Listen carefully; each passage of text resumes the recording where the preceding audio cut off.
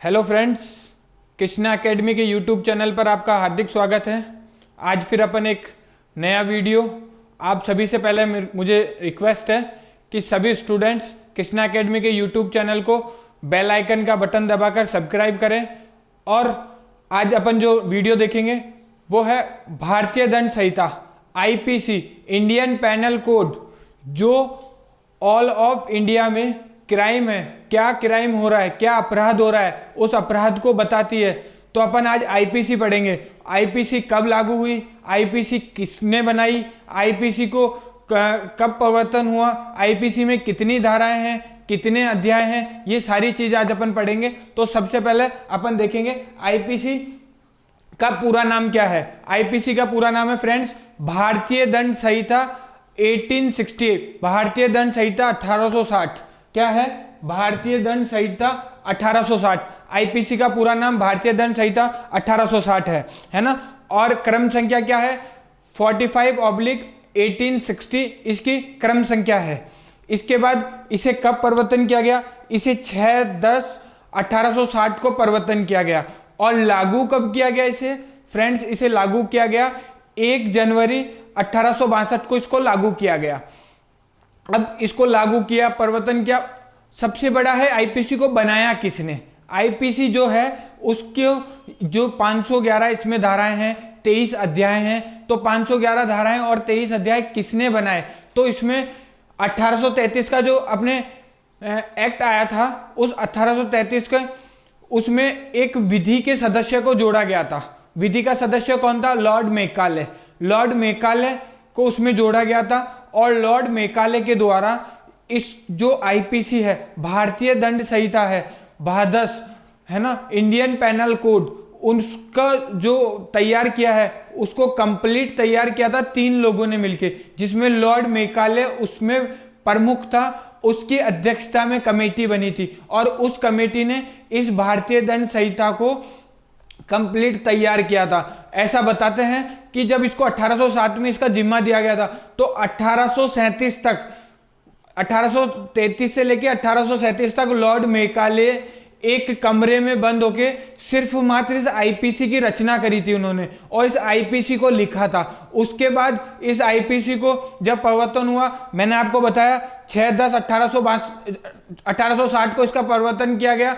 और 1/1/1862 को गवर्नर के द्वारा, जो वहां उस वक्त गवर्नर हुआ करता था, गवर्नर के द्वारा इसे लागू किया गया है ना। तो ये थी आईपीसी। अब आईपीसी अपन देखेंगे कि आईपीसी में क्या है, कौन कौन सी धाराएं हैं, कौन कौन सी धाराओं का महत्व है। क्योंकि अपन आज जो आईपीसी पढ़ेंगे वो सिर्फ मात्र महिलाओं और बच्चों के विरुद्ध होने वाले अपराधों को जो धाराएं हैं, जो दंड है, उनको ही लेके पढ़ेंगे, सिर्फ मात्र उन्हीं के लिए पढ़ेंगे। संपूर्ण आईपीसी अपन पढ़ेंगे, पर नेक्स्ट क्लासेस में कंप्लीट जब आरजेएस की जेएलओ की क्लासेस होगी तो उसमें अपन संपूर्ण आईपीसी और सीआरपीसी जितने भी एक्ट है उनको संपूर्ण तौर पे पढ़ेंगे। अभी सिर्फ अपन स्पेसिफिक पढ़ेंगे कि महिलाओं, वुमेन और चाइल्ड एट्रोसिटी एक्ट क्या है, उनके जो अपराध है वो अपराध क्या है। तो सबसे पहले अपन आईपीसी देखेंगे।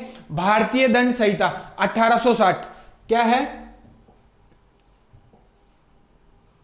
भारतीय दंड संहिता 1860, ये देखिए भारतीय दंड संहिता 1860 है ना।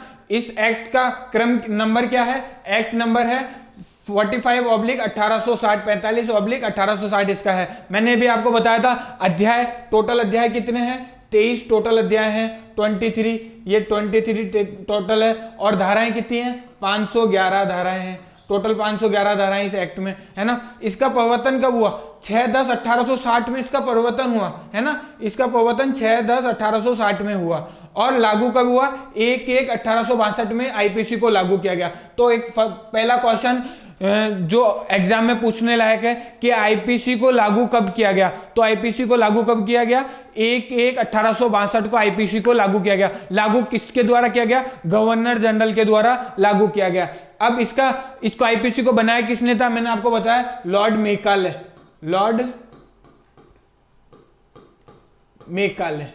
लॉर्ड मेकाले द्वारा इस आईपीसी को बनाया गया। कब? 1833 से 1837 के बीच।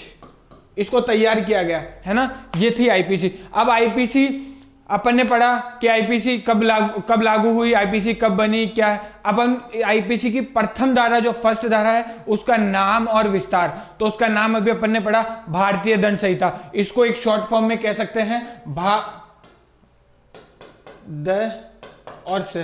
भादस भी कहते हैं इसको, आईपीसी भी कहते हैं, भारतीय दंड संहिता को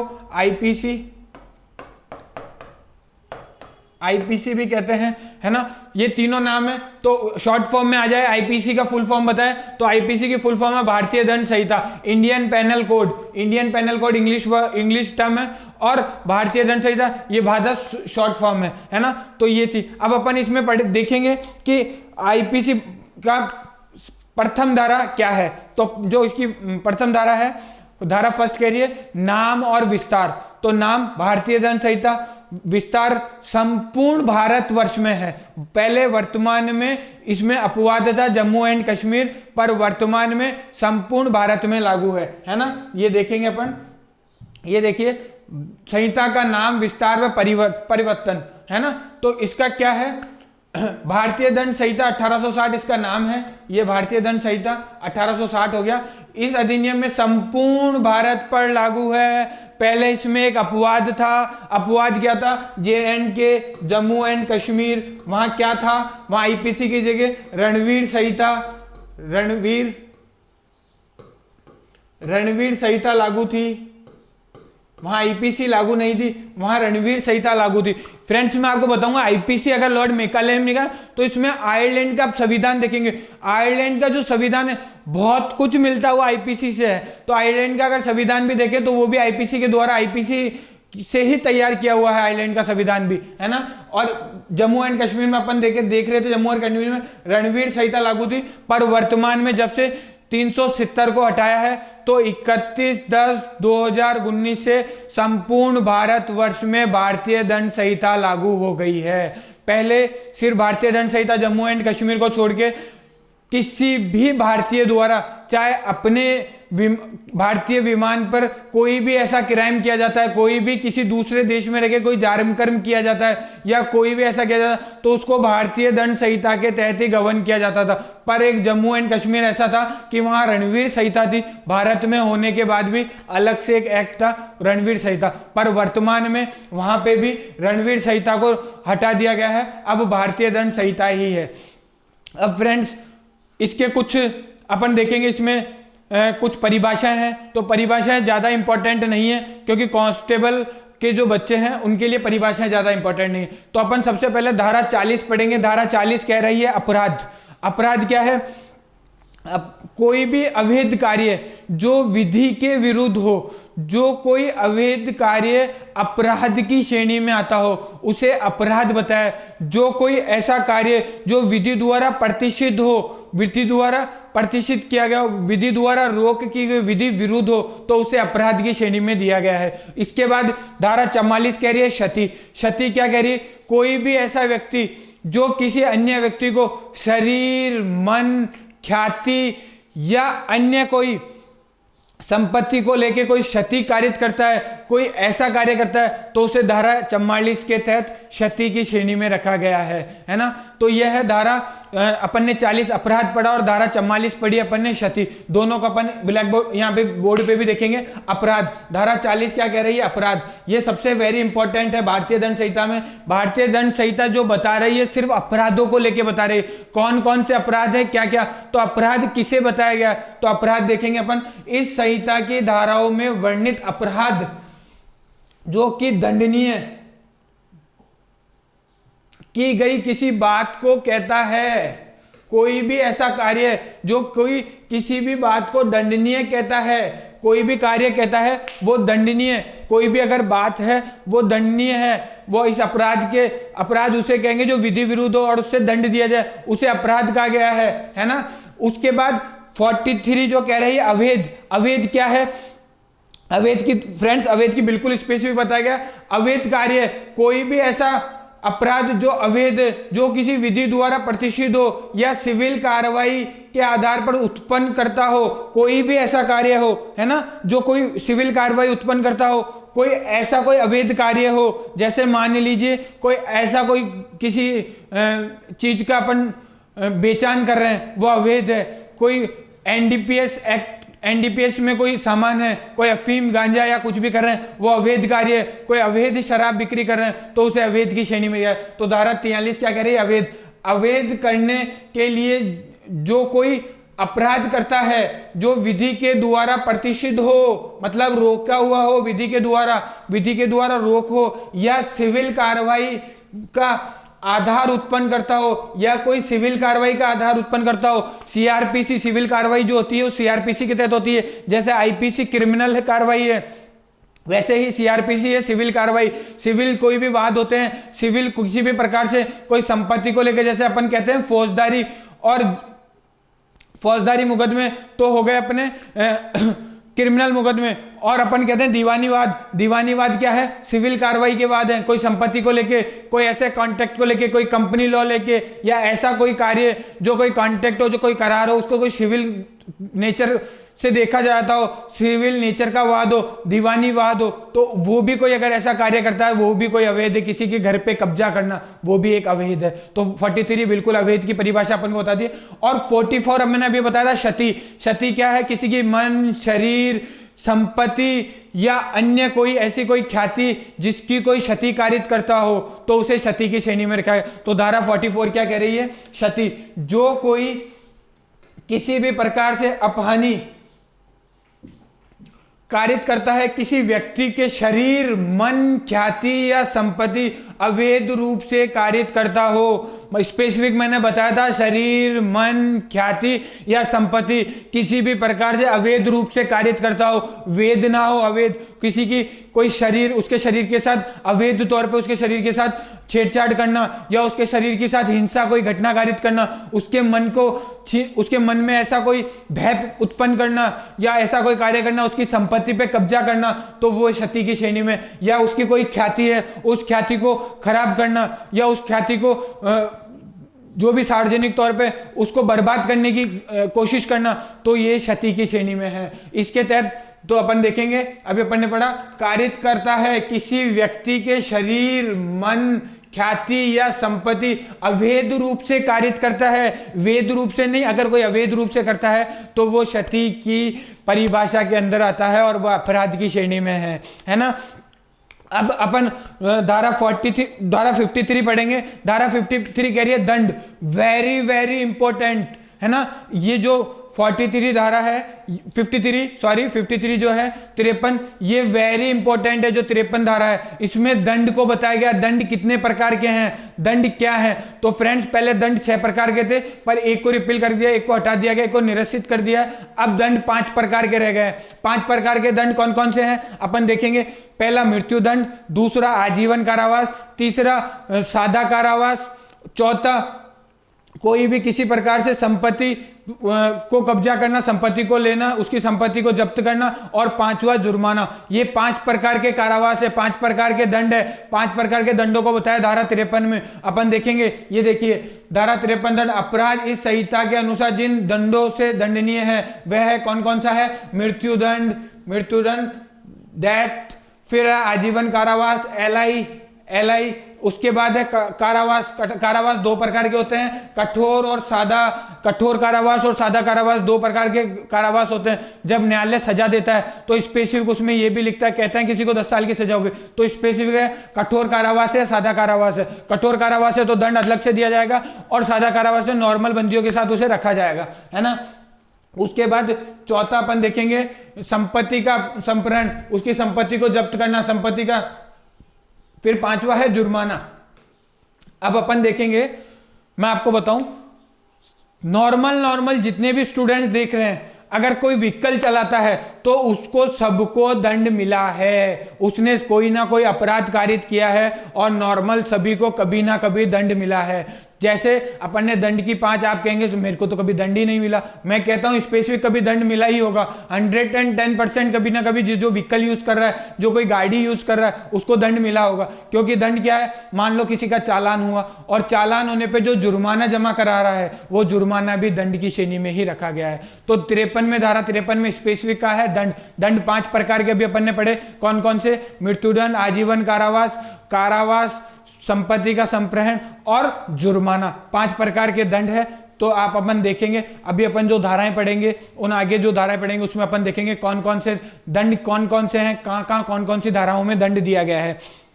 इसके बाद फ्रेंड्स अपन जो देखेंगे धारा 82, धारा 82 क्या कह रही है, धारा 82 कह रही है कोई भी 7 वर्ष से कम आयु का कोई भी शिशु है, उसके द्वारा कोई अपराध कारित करना।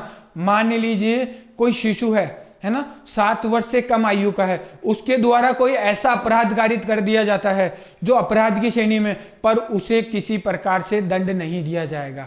क्योंकि धारा 82 कह रही है कोई भी ऐसा शिशु, क्योंकि आप सभी समझ सकते हैं कोई 7 वर्ष से कम आयु का है, उसे तो ये भी नहीं पता कि मैं कर क्या रहा हूं क्या नहीं कर रहा हूं, तो इस वजह से उसे दंड की श्रेणी से निश्चित रखा गया है, उसको इसमें दंड नहीं दिया गया है, उसको दंडनीय नहीं माना गया है। तो धारा 82 में कोई 7 वर्ष से कम आयु का शिशु है तो उसे इसमें लाभ दिया गया है, उसको इसमें दंड नहीं किया। और धारा 83 कह रही है कोई 7 वर्ष से 12 वर्ष के बीच में कोई भी ऐसा शिशु है जो कोई ऐसा कोई कार्य कर रहा है, जो ऐसा कोई अपराध कर रहा है जो प्रकृति के विरुद्ध है, पर उसे ये नहीं पता कि उसका परिणाम क्या होगा, वो परिणाम जानने में असमंजस में है। जैसा अपन देखते हैं स्कूल्स में स्टूडेंट्स खेलते हैं और खेलने में हो सकता है किसी ना किसी की हार जीत हो जाती है, हार जीत में कोई आवेश में आके किसी के, मान लो क्रिकेट खेल रहा है तो उसके बैट की सिर पे रख देता है, अब उसे ये नहीं पता मैंने उसके सिर पे बैट मारा है तो उसके साथ क्या होगा, मैंने एक अपराध कर दिया,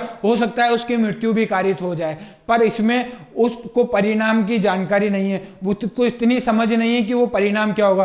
तो धारा 83 भी उसको स्पेसिफिक, धारा 83 में भी शिशु को लाभ दिया गया है ना। अपन पढ़ते हैं धारा 82, 7 वर्ष से कम आयु के शिशु का कार्य, ऐसा कोई बात अपराध नहीं है, बिल्कुल स्पेसिफिक बता दिया है, ऐसी कोई भी बात है वो अपराध नहीं है, कोई भी है ना। तो ये अपन देखेंगे, ये क्वेश्चन बनने हैं, क्वेश्चन बनने लायक है कि कोई 7 वर्ष से कम आयु का बच्चा कोई वस्तु को चुरा लेता है तो क्या उसे दंड दिया जाएगा, तो उसे किसी भी प्रकार का दंड नहीं दिया जाएगा। उसे ये नहीं पता कि उसने ये चीज चोरी करी है, क्योंकि उसे तो ये पता है ये चीज अच्छी लगी और वो उठा के ले गया, उसे ये नहीं पता कि ये चीज किसकी है क्या है, उसको तो अच्छी लगी और वो लेके चला गया, है ना। फिर कह रही है धारा 83, 7 वर्ष से ऊपर किंतु 12 वर्ष से, 7 वर्ष से ऊपर किंतु 12 वर्ष से कम आयु के अपरिपक्व शिशु का कार्य, अपरिपक्व, परिपक्व नहीं है, बिल्कुल भी परिपक्व नहीं होता। 7 से लेके 12 वर्ष का जो बच्चा होता है वो परिपक्व नहीं होता, उसे ये नहीं पता कि प्रकृति क्या है, परिणाम क्या होगा, मैं कोई अपराध कर रहा हूं तो उसका कार्य क्या होगा, वो सिर्फ मत अपराध कर, उसको ये भी नहीं पता कि मैं अपराध भी है या नहीं है, सिर्फ वो कार्य करता है, उस कार्य को अपराध की श्रेणी में ले लिया जाता है। तो अपन देखेंगे ऐसी कोई बात अपराध नहीं है, क्या नहीं है, अपराध नहीं है, क्योंकि वह उस अवसर पर अपने आचरण की प्रकृति, क्या कहा, अपने आचरण की प्रकृति और परिणामों का निर्णय नहीं कर सकता है। अगर कोई व्यक्ति अपने, कोई बच्चा है 7 से लेके 12 वर्ष का, वो कोई कार्य कर रहा है, अगर वो अपनी प्रकृति और परिणाम का अगर निर्णय कर लेता है तो वो अपराध नहीं करेगा, और अब वो उसका नहीं कर पाता है तो वह अपराध, अगर ऐसा कोई कार्य कर देता है तो उसको अपराध की श्रेणी में नहीं रखा गया है। फिर धारा 84 कह रही है, 84 कह रही है कि कोई भी व्यक्ति जो विकृचित अवस्था में होता है, विकृचित अवस्था में होने व्यक्ति का कार्य करना, कोई विकृचित अवस्था में है, कोई ऐसा है किसी ने किसी मद, किसी का शराब का सेवन कर रखा है और वो ऐसा कोई कार्य कर देता है, या कोई किसी ऐसा नशीला पदार्थ ले रखा है, या वो अपनी माइंड से अनकॉन्शियस है, उसे नहीं पता वो कार्य क्या कर रहा है। कोई व्यक्ति है 18 साल से अबाव के लिए कह रहा हूं मैं, वो अगर ऐसा कोई कार्य कर देता है तो उसे भी दंड की श्रेणी में लाभ दिया जाएगा। उसे कोई अपराध कर रहा है तो उसे यह समझा जाएगा जो इसने अपराध किया है वो उसके परिणाम से ज्ञात नहीं था, उसको ये पता नहीं था कि मैं ऐसा कार्य करूंगा तो ये परिणाम हो जाएगा। जैसे अपन देखते हैं हिट एंड ड्राइव होता है ना, कोई दारू पी के गाड़ी चला रहा है और उसने किसी व्यक्ति के ऊपर चढ़ा दी गाड़ी और उसकी डेथ हो गई। उसके बाद पुलिस ने उसे पकड़ा, पुलिस ने उसकी जांच कराई तो पता पड़ा एमवी एक्ट 185 का उसने अपराध किया है, 185 का भी अपराध किया है, शराब का सेवन करके गाड़ी चलाई है। तो अगर वो भी कोई अपराध किया है और उस अपराध को भी अगर उसने किया है तो वहां पे उसको लाभ दिया जाएगा, वहां उसका मेडिकल कराया जाएगा और मेडिकल करा के वो लाभ के लिए हकदारी है, क्योंकि उसको जो किया है उसको उसका परिणाम का पता नहीं कि वो क्या कर रहा है ना। तो धारा 84 कह रही है विकृचित व्यक्ति, कोई भी विकृचित व्यक्ति है ना, कोई भी विकृचित व्यक्ति है का कार्य, ऐसा कोई बात अपराध नहीं है जो कोई चित्त विकृत के कारण, चित्त विकृत मतलब अनकॉन्शियस, उसको खुद को नहीं पता कि मैं क्या कर रहा हूं, के कारण से उस कार्य की प्रकृति या जो वह कुछ कर रहा है वह दोषपूर्ण या विधि के प्रतिकूल है, जानने में असमर्थ है। हमने भी आपको बताया था कोई भी ऐसा कार्य है अब उसे पता ही नहीं है कि उसने वो कार्य कर दिया और वो जानने के लिए असमर्थ है, प्रकृति के विरुद्ध जो अपराध कर रहा है उसको जानने में असमर्थ है, अनकॉन्शियस है, तो उसको भी अपराध की श्रेणी में नहीं रखा गया है ना। ये विधि के प्रतिकूल जानने में असमर्थ है। अब जो धारा पढ़ेंगे धारा 100 क्या कह रही है? धारा 100 कह रही है शरीर की प्राइवेट प्रतिरक्षा के अधिकार का विस्तार मृत्यु कारित करने का कब होता है? अगर अपना शरीर है और उसका कोई प्राइवेट प्रतिरक्षा में अपन कोई कर रहे हैं, अपनी प्राइवेट प्रतिरक्षा कर रहे हैं और सामने वाले की मृत्यु कारित हो जाती है। जैसे अपन एक एग्जांपल लेते हैं, मेरे घर पे चोर आए, चोर ने आके और मेरे घर पे आके मेरे पे अटैक किया, अटैक करने पर मैंने अपनी प्रतिरक्षा में उसका अटैक वापस उसको रोकने की कोशिश करी और पता चला वो मुझे फायर कर रहा था और उसका फायर उसी के ऊपर चला गया और उसकी मृत्यु कारित हो गई। तो मैं मेरी प्राइवेट प्रतिरक्षा के, मैंने कोई अपराध नहीं किया, मैंने मेरी प्राइवेट प्रतिरक्षा का अधिकार जो है उसको यूज किया है। तो प्राइवेट प्रतिरक्षा का अधिकार क्या है? प्राइवेट प्रतिरक्षा का अधिकार है धारा 100। ये जो है ये जरूरी नहीं है कि कांस्टेबल के, ये अगर डेली जो अवेयरनेस है उसके में भी काम के हैं जो अपन पढ़ रहे हैं, है ना। तो जो 100 कह रहा है 100 प्राइवेट प्रतिरक्षा, मान ले कोई आप जा रहे हैं रास्ते में और किसी ने आप पे हमला कर दिया तो नॉर्मल आप अपने उसको बचाएंगे, उस बचाने में उसको कोई ज्यादा क्षतिकारित हो जाती है तो वहां पे आपने अपराध नहीं किया, वहां आपने अपनी प्राइवेट प्रतिरक्षा की। तो धारा 100 स्पष्ट यही कह रही है शरीर की प्राइवेट प्रतिरक्षा के अधिकार का विस्तार मृत्यु कारित करने पर कब होता है? तो धारा 100 में अपन ने देखा बिल्कुल स्पेसिफिक। धारा 107 क्या कह रही है? धारा 107 कह रही है दुष्प्रेरण।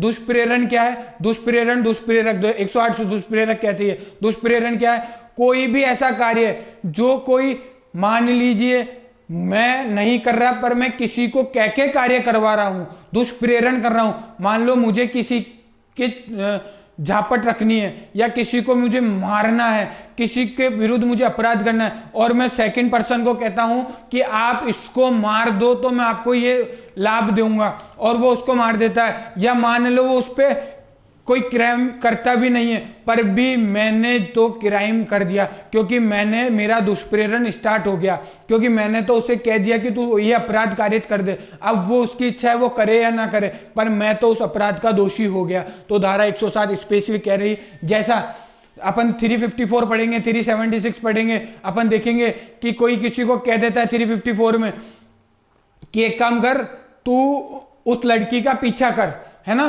354 डी कह रही है ना, 354 डी स्पष्ट कह रही है किसी का पीछा करना, तू उस लड़की का पीछा कर। अब मैंने तो कह दिया तू उस लड़की का पीछा कर, वो करे ना करे वो उस पर डिपेंड करता है, पर मैंने अपराध कारित कर लिया है। तो ये जो है ये 107 जो कह रहे हैं दुष्प्रेरण, कोई भी ऐसा दुष्प्रेरण करना वो भी अपराध की श्रेणी में आता है।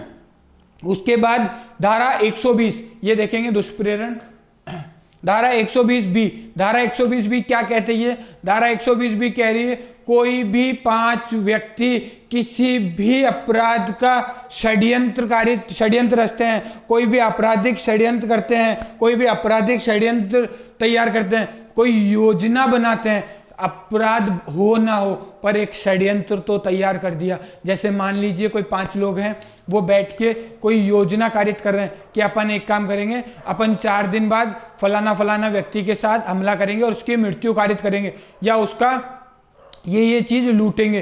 तो अपन जो कारित कर रहे हैं वो अपन अपराध कारित कर रहे हैं, अपन अपराध देख रहे हैं कि अपराध क्या है, तो अपन आपराधिक षड्यंत्र कर रहे हैं। तो आपराधिक षड्यंत्र क्या है? 120 बी, धारा 120 बी आपराधिक षड्यंत्र के लिए दंड है। और दंड क्या है? 6 माह का दंड बताया। अगर आपराधिक षड्यंत्र, सिर्फ आपराधिक षड्यंत्र किया है तो 6 माह का दंड है ना। बी कह रहा है 120 बी आपराधिक षड्यंत्र, अवधि 6 माह या दोनों, है ना, 6 माह या जुर्माना, दोनों में से किसी भी प्रकार का उसके विरुद्ध कार्य, उसके दंड दिया जा सकता है। इसके बाद अपन ने 120 भी पढ़ा, उसके बाद जो है सेक्शन आपके किसी के नहीं है, उसके बाद अपन डायरेक्ट 141 पढ़ेंगे। धारा 141, धारा 141 कह रही है विधि विरुद्ध जमाव। आपने अभी देखा होगा लॉकडाउन चल रहा है ना, लॉकडाउन में स्पेसिफिक 144 धारा लगा रखी है ना, 144 भी कर रखी है। और आप कभी देखते होंगे कि कभी भी कोई एजिटेशन होता है, कोई भी कार्य करते हैं, कोई मान लें कहीं बैठे हैं या किसी भी प्रकार से कोई ऐसा कोई कार्य कर रहे हैं, तो प्रशासन 141 के तहत उन्हें नोटिस देता है और उन्हें स्पेसिफिक कहता है कि किसी भी प्रकार से विधि विरुद्ध जमाव नहीं होगा। अगर कोई विधि विरुद्ध जमाव होता है तो 141 के तहत उन पे कार्रवाई। 141 स्पष्ट कह रही है विधि विरुद्ध जमाव नहीं होना, है ना, विधि विरुद्ध जमाव अपराध है। उसके बाद कह रही है 144 कह रही है विधि आयुधों के साथ विधि विरुद्ध जमाव करना। कोई भी व्यक्ति है वो आयुधों के साथ, मतलब कोई हथियारों के साथ कोई विधि विरुद्ध जमाव कर रहा है तो उसे भी, जो विधि विरुद्ध जमाव करेगा उस विधि विरुद्ध जमाव को भी इसी श्रेणी में रखा गया है। उस विधि विरुद्ध जमाव को भी बिल्कुल दंडनीय माना गया है और दंडनीय रखा गया है। अब अपन देखेंगे विधि विरुद्ध जमाव, कोई भी ऐसा कार्य जो 5 से अधिक व्यक्ति एकत्रित होकर कोई ऐसा कोई कार्य कर रहे हैं जो कोई अपराध की श्रेणी में आता है, जो कोई देश या किसी के लिए घातक श्रेणी या किसी के लिए हमला करने के आशय से करते हैं, कोई ऐसा कार्य करते हैं, किसी सार्वजनिक स्थान को क्षतिग्रस्त करने का कोई कार्य करते हैं, तो उसे विधि विरुद्ध जमाव माना जाएगा। और 144 है कोई घातक आयुधों से सर्जित होकर, है ना, विधि विरुद्ध जमाव, कोई भी ऐसा जो कोई घातक आयुधों से मतलब हथियारों से लैस लोग और कोई ऐसा जमाव करते हैं, उसे भी विधि विरुद्ध जमाव माना गया है, उसे भी विधि से विरुद्ध माना गया, उसके लिए भी दंड दिया गया है। अब अपन धारा देखेंगे 302, है ना, पहले अपन देखेंगे धारा 302 आईपीसी की धारा 302 कह रही है हत्या के लिए दंड।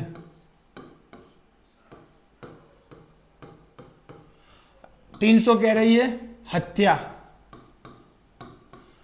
299 कह रही है आपराधिक मानववध,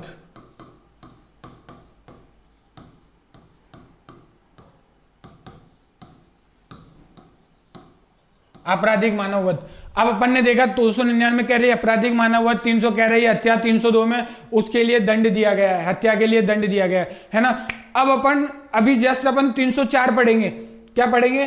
304 बी, 304 बी में भी हत्या है ना, दहेज मृत्यु है वहां, दहेज मृत्यु। तो आपको लगेगा दहेज मृत्यु और हत्या दोनों में अलग अलग है, दोनों में फर्क है। पहले इसीलिए मैं आपको हत्या भी बता, हत्या वो है जो किसी व्यक्ति द्वारा किसी दूसरे व्यक्ति की मृत्यु कारित करना, उसे हत्या की श्रेणी में रखा गया है। और एक दहेज मृत्यु 304 वो कह रहा है किसी भी वर पक्ष द्वारा वधू के साथ दहेज की मांग को लेके उसके साथ उसकी मृत्यु कारित करना, उसे जला देना, उसे मार देना, उसे दहेज मृत्यु कहा गया है। और दहेज मृत्यु और हत्या दोनों में बहुत से डिफरेंस है, बहुत से, अपन इसको बिल्कुल स्पेसिफिक दोनों में जो अंतर है वो भी अपन पढ़ेंगे। तो अपन पहले देखते हैं 304 बी। 304 बी क्या कह रहा है ना, देखिए आप, एक स्लाइड मैंने बनाई है, इस स्लाइड को देखें। दहेज लेकर भी बहुत से लोग लड़की की दहेज तक जला देते हैं। ऐसे दहेज लोभियों को कड़ी से कड़ी सजा का प्रावधान होना चाहिए।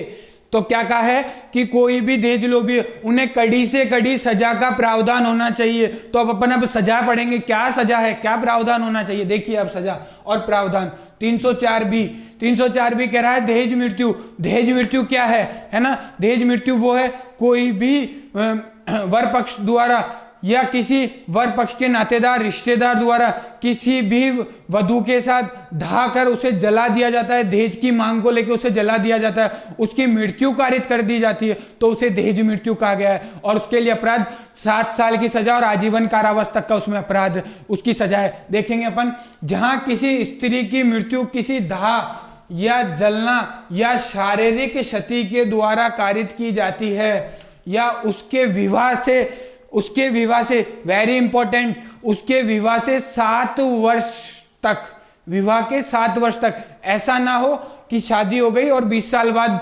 कोई घटना घटित हो रही है और अपन कह रहे हो तो दहेज मृत्यु है। ऐसी दहेज मृत्यु नहीं है, उसे सिर्फ मृत्यु कारित करेंगे, या हो सकता है उसे 302 में लाया जाए। दहेज मृत्यु सिर्फ 7 वर्ष तक के लिए बताया गया है। उसके विवाह के 7 वर्ष के भीतर सामान्य परिस्थिति से, अन्यथा कोई भी सामान्य परिस्थिति से, ऐसा नहीं है मान लीजिए कोई महिला है और वो स्टोव जला रही है, स्टोव जलाते जलाते और स्टोव भभक गया और उससे वो जल गई। अब ये कहते हैं साहब इसकी तो दहेज मृत्यु हो गई, इसकी जला दिया इसको। अरे वो किसी ने तो ना जलाया, वो तो खुद अपने आप जल गई।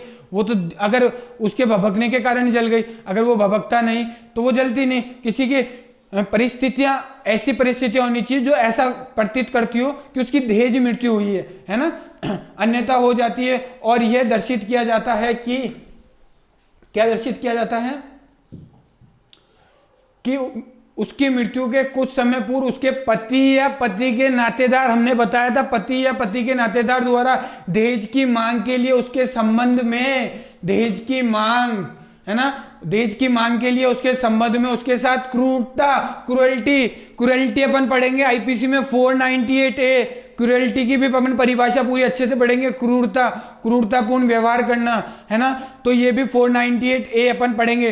क्रूरता की थी या उसको तंग किया था, वहां ऐसी मृत्यु दहेज मृत्यु कहा जाएगा। बिल्कुल, अगर ऐसा कोई कार्य किया जाता है, ऐसी कोई मृत्यु की जाती है तो उसे दहेज मृत्यु किया जाएगा। और पति व उसके नातेदार उसकी मृत्यु कारित करने वाला समझा जाएगा।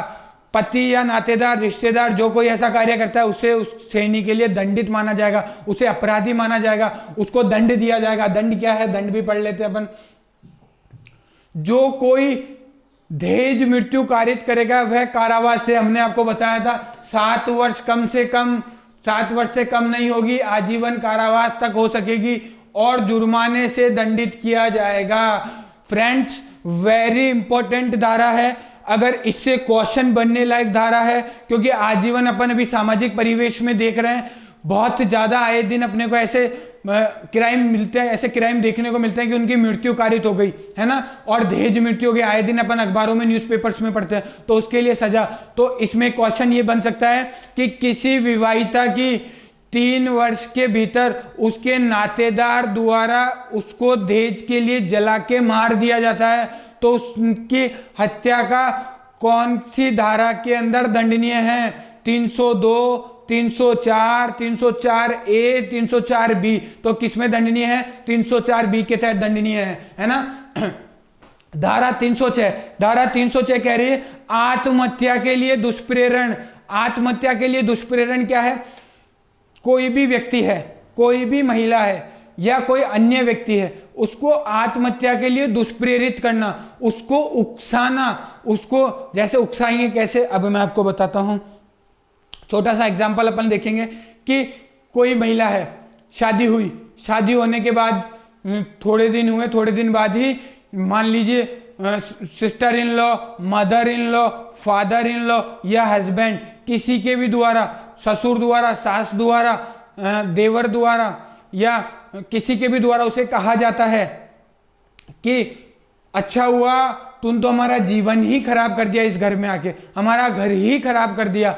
उसको इतना परेशान किया जाता है, उतना दुष्प्रेरित किया जाता है, इतना दुष्प्रेरण किया जाता है उसके साथ, उसको कहा जाता है अगर तू मर जाए तो ही अच्छा है। या फिर कोई कार्य करती है कि तेरे को तेरे घर वालों ने कुछ सिखाया ही नहीं, तेरे घर वालों ने तुझे यूं ही भेज दिया, तुझे तो मर जाना ही अच्छा है, इस तरह का उसके साथ कोई दुष्प्रेरण, या उसे कोई मान लो कोई बीमारी है किसी व्यक्ति को और उसे बार बार ये कहा जाता है तू तो मर जा, जा तू तो मर जा। अभी वर्तमान में ये तो महिलाओं का बताया, वर्तमान में अपन देखेंगे तो बच्चों का, जो बच्चे होते हैं ना, मेरा सभी जो अभी हैं देख रहे हैं उनसे मेरा निवेदन है कि इस एग्जाम्पल को ध्यान दे। क्या होता है, एग्जाम का रिजल्ट आता है, एग्जाम का रिजल्ट आते के साथ ही पेरेंट्स हो गए या अपन मान लो बड़े ब्रदर हैं या सिस्टर हैं, कोई भी कहता है तेरे को इतना पढ़ाया था उसके बाद भी तू फेल हो गया, एक काम कर मरी जा, तूने तो हमारे घर की नाक ही खराब कर दी। और फिर बच्चा डिप्रेशन में आके तुरंत प्रभाव से कोई ऐसा कार्य कर देता है जिससे अब तक की सारी पूंजी को खत्म कर बैठते हैं 5 मिनट के गुस्से, 5 मिनट के आवेश के कारण सारी उसको। तो मेरा स्पेसिफिक है कि बच्चे को समझाएं, उसको इस तरह का कोई दुष्प्रेरण ना करे जो अपराध बन जाए। मेरा उद्देश्य इसका 2 एग्जाम्पल का समझाना यही था, 306 का अपराध घटित ना करे, ऐसा कोई भी अपराध घटित ना करे, उसे समझाएं, उसको देखें इसको अपन कैसे समझा सकते हैं। तो अपन धारा 306 पढ़ेंगे, आत्महत्या का दुष्प्रेरण।